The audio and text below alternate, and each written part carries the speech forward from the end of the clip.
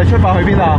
大城，大城區唔知邊個指？佢嗰個字要俾入場位嘅，最緊要。咁啊，去原本900就平咗少少，咁因為晏啊嘛，都係咁以兜幾個鐘啫，係啊。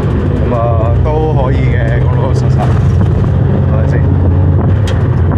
好，一個佛教盛行嘅國家，印度就變咗冇咗佛教啦。其實好沒落咗㗎啦，可以講話。印度嘅佛教係沒落咗㗎嘛。即係佢開始就係喺印度，但係其實而家就得返藏傳佛教同埋泰國嘅佛教咯。